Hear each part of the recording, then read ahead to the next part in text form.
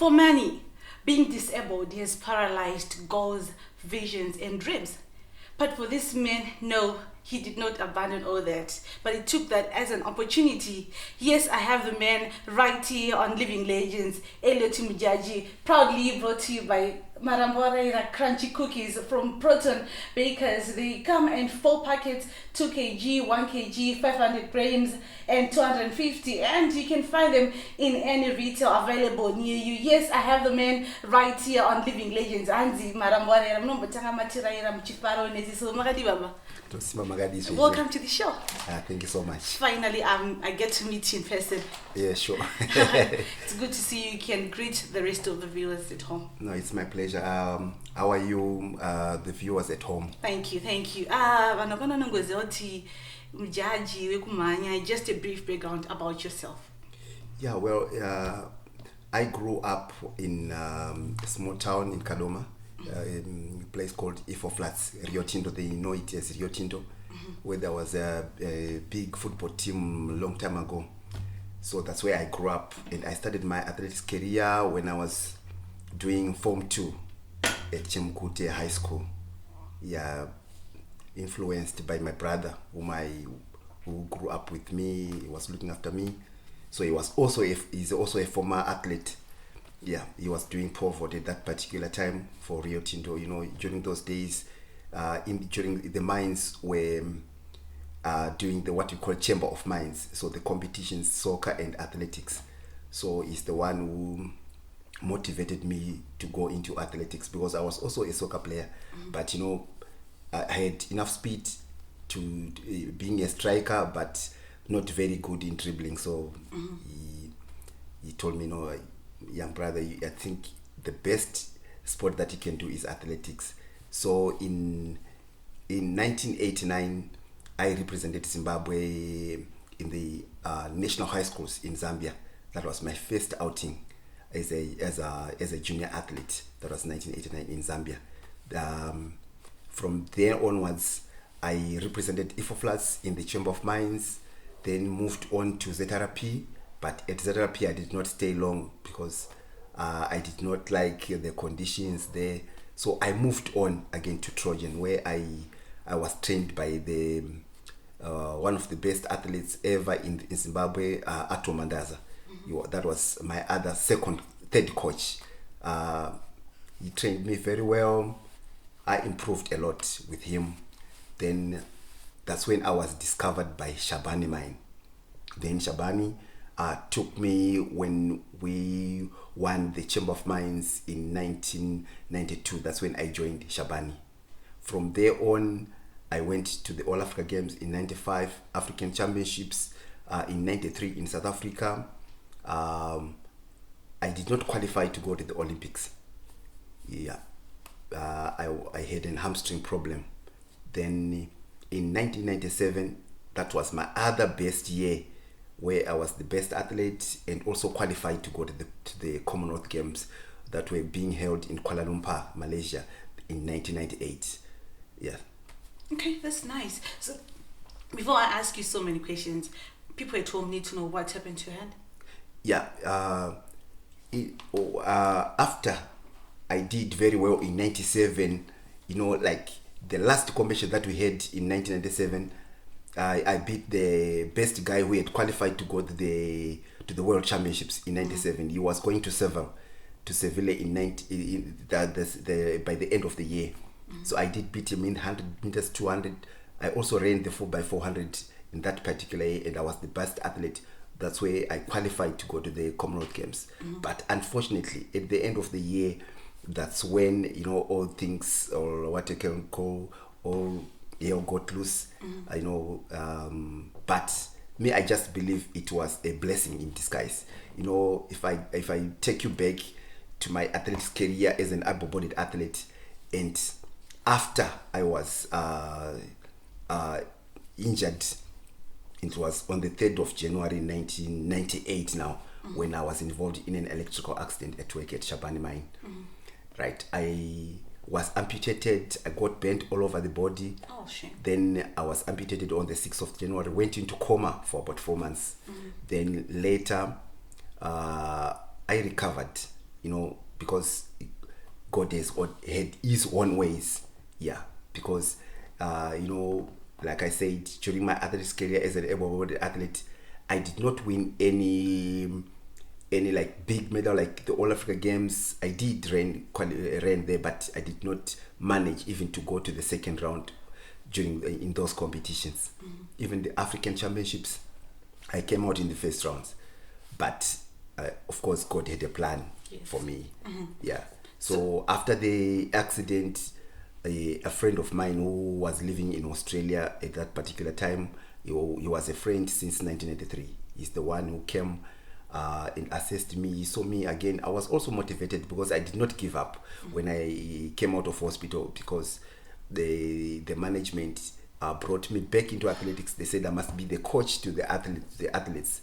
But I felt I still had the energy to continue running. So as I was also training these guys, that's when I also again restarted running, because I saw myself running very well, running 11.3. That was beating a lot of other guys, able-bodied guys. Later, so when this guy came into Zimbabwe, then he organized a sports scholarship for me to go to Australia. Nice. So my next question was, why did you ever think of quitting after the accident? But well, we've just answered. We'll take a short break. We'll be right back. Yes, I have Elliot Mujaji right here, right now on Living Legends, proudly brought to you by PROTON BAKERS Sarambawaraira Cookies on Living Legends. Join us after this short break.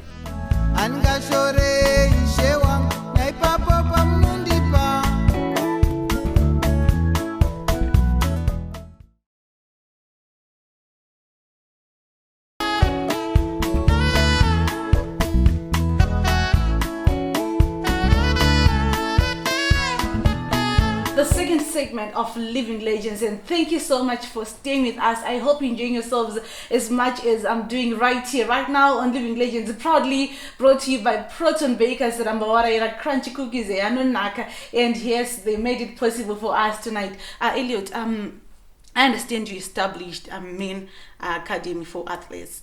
Tell us more about it. Yeah, like the children around, in Midlands, but particularly in Shavane, they look up to me. They expect a lot of things from me, especially in terms of sport. So, of course, I established an athletics academy. Yeah, but I'm happy to say that I managed to meet a friend from America. Then started like sponsoring this academy, because that was a setback a few years back, because I established it in 2016. But from there on, I could not get enough sponsorship, because for these young athletes, they need a bit of motivation. You just can't bring the kids just to train, take them back home, and then they don't go for competitions. But I'm happy because 3 competitions I've been sponsored by a friend who came from America. He said I did meet him maybe in 1993. So he's also now giving back to me so that I could also assist the kids. And he made a beautiful kit for the kids. So I have about 14-year-olds up to 25-year-olds. And one of my athletes is already in Botswana representing Zimbabwe in the 100 and 200 meters. He's the best so far as I speak right now in the country, yes. So are you receiving any support back in the community? Yeah, not really in the community, but of course, fortunate enough, I met the Minister of Sport and His Excellency, and they said I must put in a request so that I could get assistance, so that we could move further with the athletes, so that they can see a big thing going on, helping athletes in the Midlands province as well as the whole country as well. If there are some who need to come to Sishavani as well. That's nice. But how many medals do you have, and which one was the best race? I can say, since 2000, when I started competing in the Paralympic Games, my first gold medal was in Sydney. That was in 2000. Then the 200 meters, I did very well. I qualified, but having won the event, but I was disqualified. That was going to be my second. But in 2001, I went to Spain.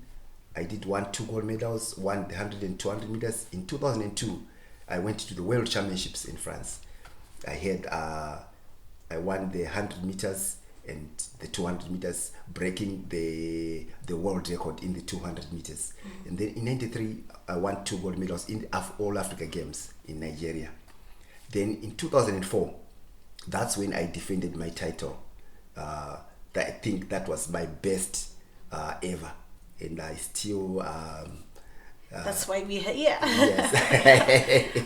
Yeah, that was my best ever as a Paralympian. Tell me the feeling of getting a gold medal at the Olympics when the whole country is looking at you. Yeah, at the Olympics, it's not all about your country only.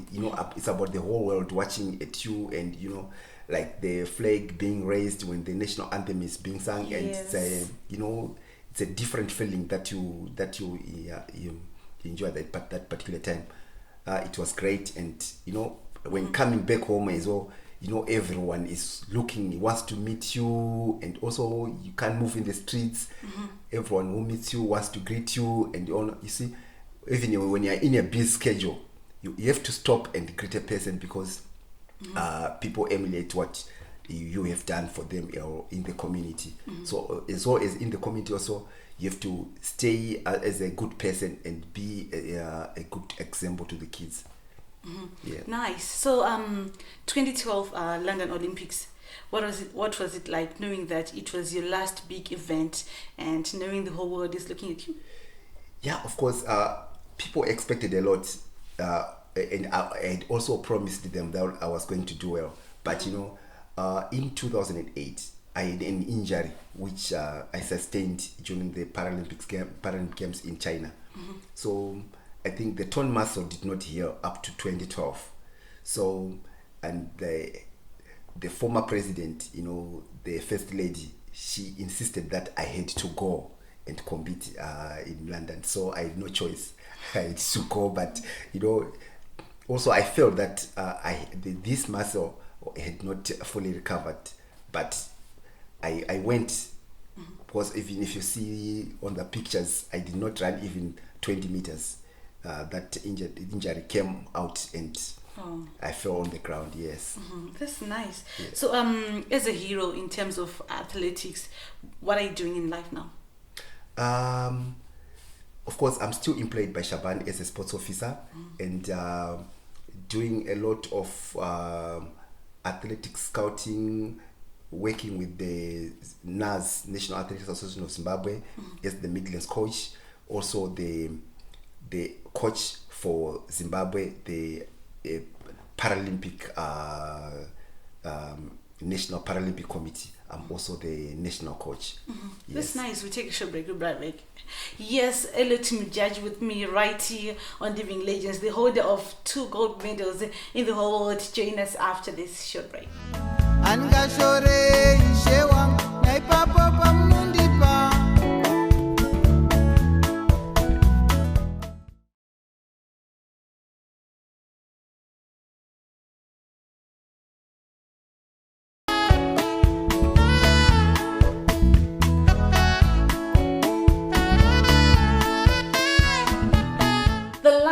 Final segment of Living Legends, and thank you so much for staying glued to this program. I hope you're enjoying yourselves as much as I'm doing right here, right now. Proudly brought to you by PROTON BAKERS. Do you like cookies? Yes, I like them. They're nice, eh? Yeah, thanks so much. Nice. They're from PROTON BAKERS. Okay. Yes. I understand you were related to Hard Life. Sharif, tell us more about it.